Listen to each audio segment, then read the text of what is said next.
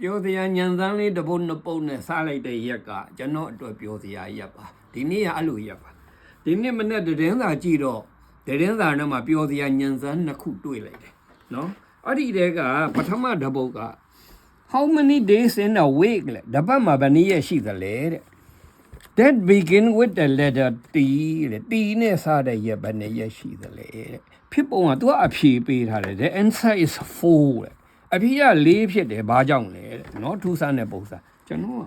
ကတပတ်မှာ Tuesday နဲ့ Thursday တီးက2ရက်ပဲရှိရမယ်ဘာလို့သူက4ရက်ပြောတာဗောကျွန်တော်စဉ်းစားလို့မရဘူးအဲ့တော့မှသူ့အဖြေကြည့်လိုက်တော့သူ့အဖြေက today နဲ့ tomorrow ပါပါတယ်အဲ့တော့4ရက်ဖြစ်သွားတယ်ဗျာအဲ့တော့ရည်စရာပု္ပ္ပာပါနော်အဲ့တော့နောက်တစ်ပုဒ်ကြတော့ how many second are there in a year လဲတစ်နှစ်မှာ second ဘယ်လောက်ရှိသလဲတဲ့ if it is the same for the leap year and the regular year တဲ့အဲ့တော့တစ်နှစ်မှာ second ဘယ်လောက်ရှိလဲတဲ့သူကရိုးရိုးနှစ်နဲ့ရက်ထနှစ်နဲ့တူတူပဲလေအဖြေကဆိုတော့တစ်နှစ်မှာ second ဘယ်လောက်ရှိလဲဆိုတာတွက်ချင်ရင်60 second တစ်မိနစ်60ကတစ်နိုင်24နိုင်မှာတစ်ရက်365ရက်ကတစ်နှစ်အဲ့ဒါကတစ်နှစ်မှာရှိတဲ့ second ပေါင်းပေါ့ဒါပေမဲ့ leap year ဆိုရင်တော့တစ်ရက်ပိုတယ်366ဖြစ်သွားမယ်ဆိုတော့အဖြေမတူနိုင်ဘူး second ပေါင်းမင်းကပြောထားတဲ့ leap year နဲ့ regular year second ပေါင်းတူပဲဆိုတော့တခုသဘောပေါက်သွားတယ်ဒီ second ဟာကျွန်တော်တို့နားလည်နေတဲ့9 second မဖြစ်နိုင်ဘူးဘာလို့9 second ဆိုတော့ကွဲပြားမယ်ဆို second ဆိုတာအင်္ဂလိပ်လိုဒုတိယနေရာဒုတိယစုဒုတိယရဲ့အမျိုးမျိုးဖြစ်နိုင်သေးတယ်အတိတ်ပဲကဆိုတော့တ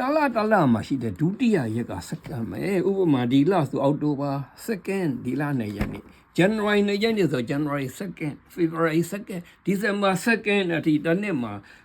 2ရက်နေ့ပေါင်း12ခုရှိပါတယ်အဖေက12ပါအဲ့တော့ပြောစရာရက်ကလေးပါနော်ပြောစရာပု္ပ္ပာလေးနှစ်ပုဒ်ပါဆိုတော့အဲ့ဒါပြီးရင်ကျွန်တော်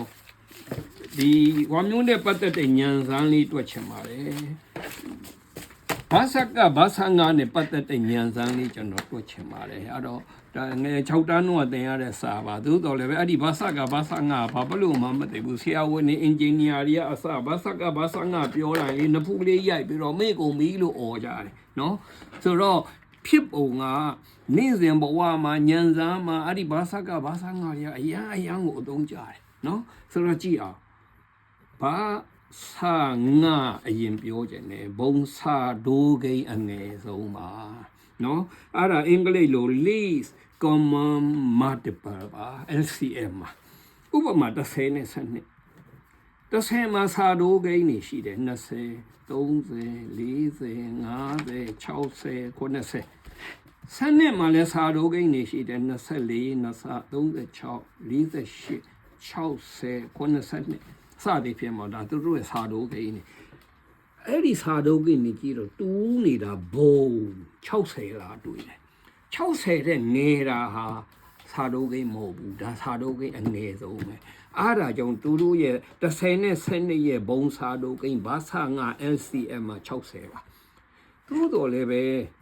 စနစ်တကျသင်္ချာနဲ့တွက်တဲ့ formula တွက်တဲ့နည်းရှိရမယ်လေအဲ့လိုတွက်ရမယ်30က2 5လေး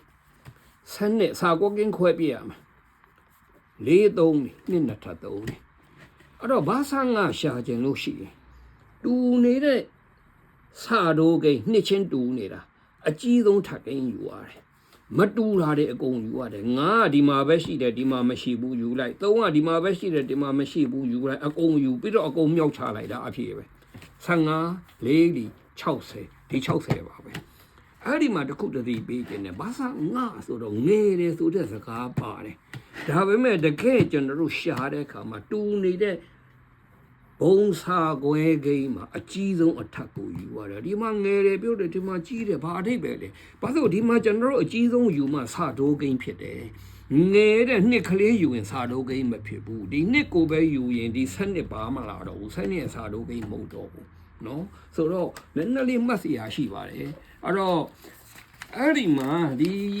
6တန်းမှာတော့တင်ဘူးတယ်အဲ့ဒီတရား6တန်းပု္ပ္ပာတပုံနဲ့ပြန်နှွေးမယ်နော်ဒါဆရာဝန်တွေအင်ဂျင်နီယာတွေအတွက်ပါမေးနေတဲ့လူတွေအတွက်ပါအဲ့တော့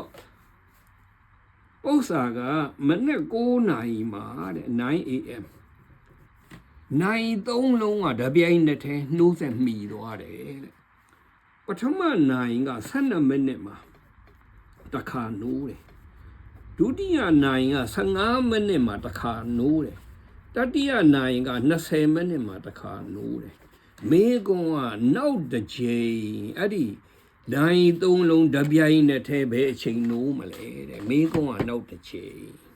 ဆိုတော့အဲ့လိုတွေးရအောင်နောက်ထပ် n မိနစ်မှာဒီနိုင်3လုံးနိုးတယ်ထား n မိနစ်မှာဆိုတော့12မိနစ်နိုင်ရအဲ့ဒီ7နှစ်နဲ့စားပြတ်မှနိုးမှာ哦7နှစ်24 36 48နိုးမှာ15မိနစ်နိုင်လဲဒီတဲမဲ့15နဲ့စားပြည့်ရမယ်20မိနစ်နိုင်လဲ20နဲ့စားပြည့်ရမယ်ဆိုလိုချင်တာနောက်တစ်ကြိမ်နိုးမယ်အဲ့ဒီအချိန်ကနိုင်3လုံးစလုံးနဲ့စားပြည့်ရမယ်7နှစ်15 20နဲ့စားပြည့်ရမယ်ပြီးတော့ကျွန်တော်ကနောက်တစ်ချိန်လိုချင်တာကက်ရက်တစ်ချိန်လိုချင်တာသူ့ထက်ငယ်လို့မရဘူးเนาะဒါအငယ်ဆုံးပဲကက်ရက်တစ်ချိန်အဲ့ဒါကြောင့်အငယ်ဆုံးဘုံစာဒိုးကိန်းဖြစ်တဲ့အတွက်ကြောင့်အဲ့ဒါ LCM မှာစနစ်ကို LCM ရှာဖို့43လီ15 LCM ရှာဖို့35လီ20 LCM ရှာဖို့45လီအဲ့ဒီမှာတူတာတွေရှိရင်အကြီးဆုံးယူရတယ်ဒီမှာ3ယူရမယ်5ယူရမယ်မတူတာအကုန်ယူတူတာအကြီးဆုံးယူဆိုတော့15လေးဒီအဖြစ်က60ပါဆိုလို့ဒါနောက်ထပ်60မိနစ်မှာတကယ်တော့60ဆိုတာ3ခုလုံးနဲ့အစားပြတ်ပါတယ်နောက်ထပ်60မိနစ်မှာနိုင်3လုံးစလုံးထပ်မိမယ်လို့ပြောတာပါအဲ့ဒါဆိုရင်9နိုင်ကနေနောက်ထပ်60မိနစ်ဆို10နိုင်မှာ10 AM မှာနောက်တစ်ချိန်ထပ်လို့မှာပေါ့အဖြစ်က10 AM မှာအဲ့တော့ကျွန်တော်ကအဲ့ဒီ LCM ကိုပြန်ပြောနေတဲ့အကြောင်းကတကယ်တော့ဒါတွေကအဆင့်တန်းမရှိဘူးเนาะ